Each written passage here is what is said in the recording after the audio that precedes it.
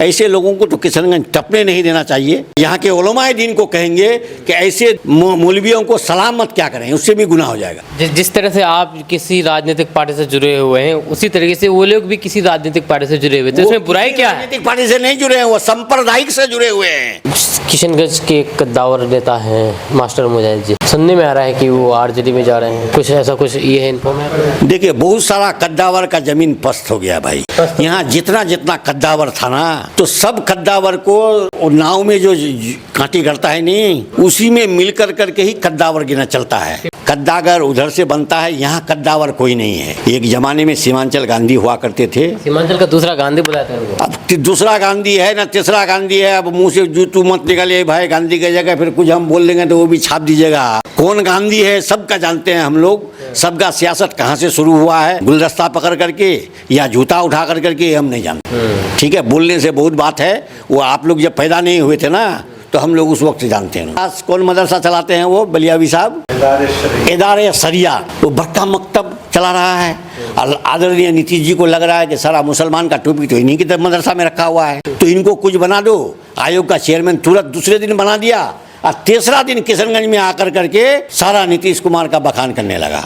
तो इसलिए मुसलमानों का जान को बेचने के लिए ये लोग एक एक मौलवी इमाम बन कर करके पटना में खड़ा है। कोई कबाब लेकर पहुंचता है, कोई पान लेकर के पहुंचता है। तो ये लोग पटनिया जो लोग हैं मुसलमान, चाहे वो गुलाम नसीर बलीवी हो, चाहे इरशादुल्लाह साहब हो, और कौन कौन दुल्ला है नहीं जानते हैं, बहुत सारा दुल्ला है। तो ये सारा दुल्ला मिलकर करके नीतीश कुमार को भी, लालू जी को भी हमारे कबाब उबाब खिला कर करके लोग गलत दिशा पकड़ा देते हैं। नतीजतन हम पार्टी को नुकसान हो जाए। कुछ नहीं बनाया, कब्रिस्तान को घेर करके वक्फ बिल में लेने के लिए अपना सुरक्षा पहले कर लिया था।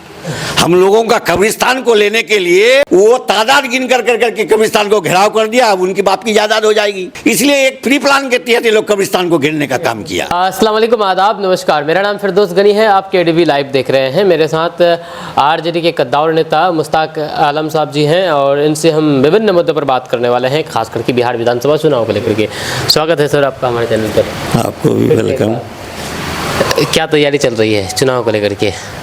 काफ़ी बिजी देख रहे हैं। क्या प्रखंड वाइज से लेकर पंचायत वाइज तक, वार्ड सदस्य, BLO, प्रखंड अध्यक्ष, यही सब तैयारी चल रही है। ये सब तैयारी चल रही है। आप खुद का कुछ तैयारी चल रही है कि नहीं आने वाली? यही तैयारी है वहाँ तक पहुँचने के लिए। वहाँ तक पहुँचने के लिए, वहाँ तक पहुँचने के लिए चाहे वो BLO हो, पंचायत अध्यक्ष हो, प्रखंड अध्यक्ष हो, जिला अध्यक्ष हो, प्रदेश अध्यक्ष हो और राष्ट्रीय अध्यक्ष हो, तरीका और सिस्टम तो यही है। उसी सिस्टम पर काम चल रहा है। हम लोग प्रखंड में पैदा हुए तो प्रखंड वार कर रहे हैं, जो प्रदेश में पैदा हो रहा है वो प्रदेश वार कर रहा है। विधानसभा वार कब होगा? ये तो पार्टी के भविष्य के गर्भ में है। पार्टी के राष्ट्रीय अध्यक्ष हैं आदरणीय तेजस्वी यादव जी हैं। ये पार्लियामेंट कमेटी लोग जो है वही लोग फैसला करेंगे। सवाल ये है कि केंद्रीय मंत्री चिराग पासवान, वो भी केंद्र की राजनीति करते हैं, लेकिन वो भी बिहार आने वाले हैं। क्या लगता है कि तेजस्वी यादव जी को टक्कर देने के लिए बिहार आ रहे हैं? जो पिछले विधानसभा चुनाव हुआ था, ये रामविलास पासवान जी नहीं है जिनका शख्सियत पूरे बिहार में था। जो शख्सियत पर लोग मुसलमान हो, हिंदू हो, पिछड़ी हो, दलित हो, सारे लोग उन पर नाज करते थे। जब उनका पॉलिटिकल क्राइसिस हुआ और एक सीट उनके पिता का ना लोकसभा में रहा ना विधानसभा में, वैसी परिस्थिति में राष्ट्रीय अध्यक्ष हमारे लालू प्रसाद यादव जी ने उन्हें बुलाकर राज्यसभा सांसद बनाया था। तो जिसका पूरे हिंदुस्तान में तूती बोलती थी, उस आदमी को ऐसा मौका देखने पड़ा। तो चिराग पासवान क्या हुआ, फिल्म स्टार हो गए और नरेंद्र मोदी के सह पर आपको बना दिए, भती चचा को वेट लिस्ट में और आपको बना दिए, तो आप मुख्यमंत्री का ख्वाब देखने लगे। उनको तैयार रखा है भाजपा के लोग कि किसी तरह से नीतीश कुमार को नेस्त नाबूद करना है। पहले से 45 में आया, 45 में 15 में आएगा। तो नीतीश की जगह को चिराग को बैठाने का योजना है? कुछ नहीं है। नीतीश जी जो फैसला लेने पे अभी मजबूर हैं, उनको 4-5 आदमी और 4-5 मंत्री और 4-5 IAS लॉबी के लोग ही बिहार को चला रहे हैं। अब इनको जो वो हम लोगों को एक सीरियल में देखे थे, नारायण नारायण करता था वो, तो उसको रखा है चिराग पासवान को बीच में करने के लिए कि नीतीश कुमार को बर्बाद कैसे किया जाएगा, हर जगह सिर देगा और वो लास्ट में नीतीश कुमार को चिराग पासवान जी सब जगह एक कैंडिडेट दे करके ज़मीन में लाके खड़ा कर देंगे। इस बार बता रहे कि इस बार तो मिलजुल करके चुनाव लड़ेंगे। अब कैसा मिलजुल करके चुनाव लड़ेंगे? अभी हाल ही में जब दिल्ली में मीटिंग हुआ तो मिलजुल तो देख ही लेंगे, क्या पत्रकार लोग बेसिक कर सकते हैं कि 10 मिनट में हमारे बिहार के मुखिया नीतीश कुमार जी निकल गए और बात भी नहीं बनी और 10 मिनट के अंदर दिल्ली से पटना आ गए। अच्छा, किशनगंज के कद्दावर नेता हैं मास्टर मुजाहिद जी, सुनने में आ रहा है कि वो आरजेडी में जा रहे हैं, कुछ ऐसा कुछ ये है इन्फो में? देखिए, बहुत सारा कद्दावर का ज़मीन पस्त हो गया भाई। यहाँ जितना जितना कद्दावर था ना, तो सब कद्दावर को नाव में जो कांटी करता है नहीं, उसी में मिल करके ही कद्दावर गिना चलता है। सीमांचल का दूसरा गांधी पार्टी में सीमांचल का दूसरा गांधी विधायक थे ना, कि क्या हम अभी क्या हैं हम लोग AMIM से चलकर के राष्ट्रीय जनता दल में आ गए, सिटिंग कैंडिडेट वो लोग कहलाते हैं। अब जो कैंडिडेट थे तौसीफ साहब हो, वहाँ का अख्तरुल ईमान हो कोचाधामन का, ये सारे लोग कहाँ डुबकी लगा रहा है। तो वो कुछ नहीं, पार्टी आला कमान क्या करेगा, कद्दावर उधर से बनता है, यहाँ कद्दावर कोई नहीं है। एक ज़माने में सीमांचल गांधी हुआ करते थे। सीमांचल का दूसरा गांधी बुलाते हैं उनको। अब दूसरा गांधी है ना तीसरा गांधी है। अब मुंह से जूतू मत निकालिए भाई, गांधी की जगह फिर कुछ हम बोल देंगे तो वो भी छाप दीजिएगा आप। कौन गांधी है सबका जानते हैं हम लोग, सबका सियासत कहाँ से शुरू हुआ है, गुलदस्ता पकड़ करके या जूता उठा करके, हम नहीं जानते हैं। ठीक है, बोलने से बहुत बात है। वो आप लोग जब पैदा नहीं हुए थे ना, तो हम लोग उस वक्त से जानते हैं लोगों को। हम ये बोल रहे कि अगर आपके पार्टी में आ जाएगा तो आप ही लोगों को तो फायदा होगा ना। तो आ जाएगा तो हम लोग वेलकम तो करते ही हैं, मना कब किए हैं? अभी तो आप सब लोग बाजार अभी तो आप गरिया रहे, नहीं कहेगा आ जाए वेलकम, आप गरिया रहे थे अभी आप। किसी का दिन वेलकम है, हमारा राजन का था ही वो। ये सब तो पोस्ट के लिए लोग जहाँ तहाँ, जैसे बलिया भी किशनगंज आने के 1 हफ्ता पहले वक्फ बोर्ड वाला मसला में उनका बयान निकला कि सांप्रदायिक और सेकुलर का माना हमको समझ में नहीं आ रहा है। ये लोगों को आपका प्रेस के माध्यम से खराब बोल भी नहीं सकते हैं, नहीं तो और एक तो ये हो जाएगा। 2 दिन पहले आप बोल दिए, जितना सीमांचल में जो लॉबी होना चाहिए, इधर का सारा पोस्ट मुसलमानों का नाम पे लेकर करके ये लोग पोस्ट MLC, राज्यसभा, अल्पसंख्यक का आयोग का चेयरमैन, ये लोग बनने का काम करता है। और मॉब लंचिंग में सीमांचल का मुसलमान दिल्ली में, पंजाब में, यूपी में, यहाँ का भोला भाला जनता मरता है। इनके मरने का रोटी ये लोग सेकता है, जैसे बलियावी हुआ, जमा साहब हुआ, इससे पहले एक तो नौसाद साहब थे, खालिद अनवर साहब, ये सारे लोग, ये लोग अगर हम लोगों का पार्टी को बेचे नहीं ना, तो मुसलमान का मरने का दर भाजपा में कम हो जाएगा। इन लोगों के आने के वजह मुसलमानों का मरने का दर, मॉब लंचिंग का, हिंदू मुसलमान का ये दर रेट जो हम लोगों का इलाके का बच्चा मरता है, ये घट जाएगा। ये लोग ही मुख्यमंत्री के पास कौन मदरसा चलाते हैं, वो बलियावी साहब, इदारे सरिया, वो बड़का मकतब चला रहा है। आदरणीय नीतीश जी को लग रहा है कि सारा मुसलमान का टोपी तो इन्हीं की मदरसा में रखा हुआ है, तो इनको कुछ बना दो। आयोग का चेयरमैन तुरंत दूसरे दिन बना दिया और तीसरा दिन किशनगंज में आकर करके सारा नीतीश कुमार का बखान करने लगा।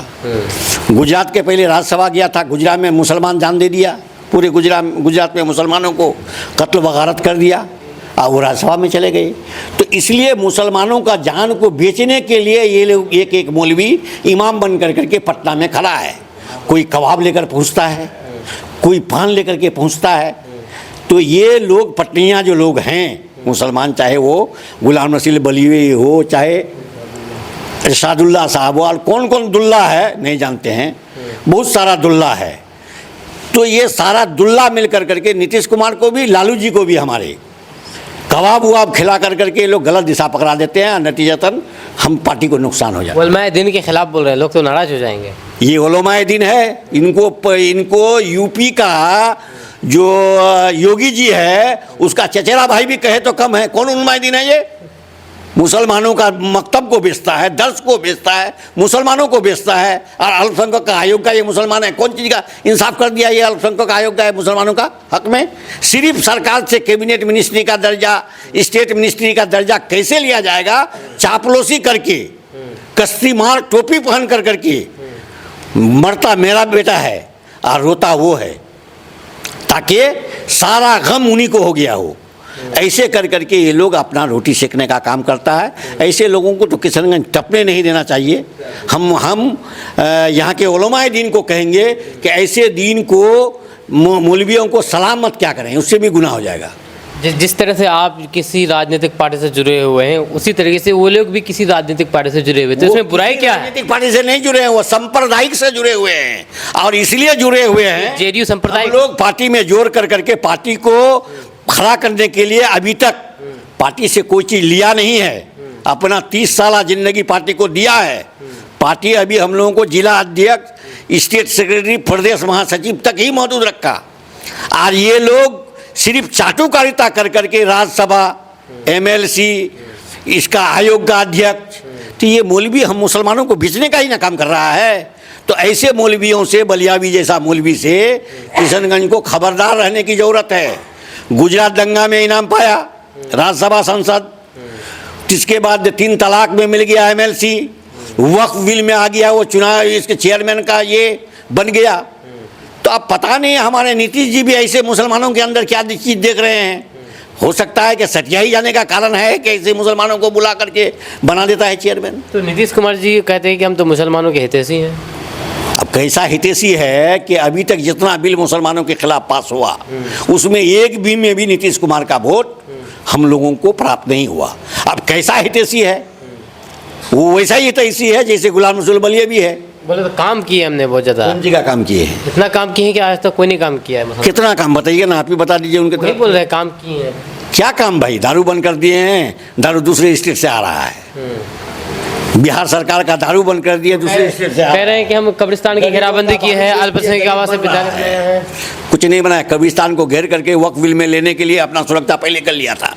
हम लोगों का कब्रिस्तान को लेने के लिए वो तादाद गिन कर करके कब्रिस्तान को घेराव कर दिया। अब उनकी बाप की जायदाद हो जाएगी, इसलिए एक प्री प्लान के तहत ये लोग कब्रिस्तान को घेरने का काम किया।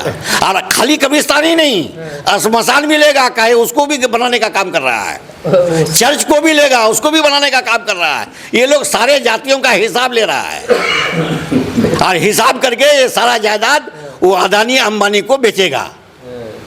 ठीक है, ऐसी कोई बात नहीं है। लास्ट में बताइए कि सीमांचल के लोग आरजेडी को वोट क्यों दें? आरजेडी सेकुलर पार्टी है, सभी जाति को, धर्म को लेकर के चल रहा है, समाज के आखिरी पंक्तियों को लेकर के। दलित, मुसलमान, हिंदू, यहाँ पर कट्टरपंथ नहीं है, इसलिए वोट दे रहे हैं। क्यों दे मतलब कि अब दे रहा है। आज भी बिहार में सबसे बड़ी पार्टी के रूप में सिर्फ आरजेडी ही है। लेकिन फिर भी मुसलमानों की हालात नहीं बदली है। नहीं बदली है तो हमारे आदरणीय तेजस्वी जी 2025 में मुख्यमंत्री बनेंगे, सभी लोगों का सपना साकार होगा। उसके बाद बदल देंगे। बिल्कुल, आज तक तो ऐसा हुआ ही है। 25,000 दरोगा का बाली लालू यादव के पीरियड में हुआ था। उसके बाद सुने हैं क्या कोई 25,000 दरोगा या सिपाही एक साथ कर लिया है? चलिए, बहुत बहुत शुक्रिया आपका मुश्ताक आलम साहब। हम दोनों के बीच में जो भी बातें हुई है आप नीचे कमेंट बॉक्स में कमेंट करके अपना राय जरूर व्यक्त कर सकते हैं। इस वीडियो को यहीं पर एंड कर देते हैं। मिलते हैं नेक्स्ट वीडियो के साथ। जय हिंद, जय भारत।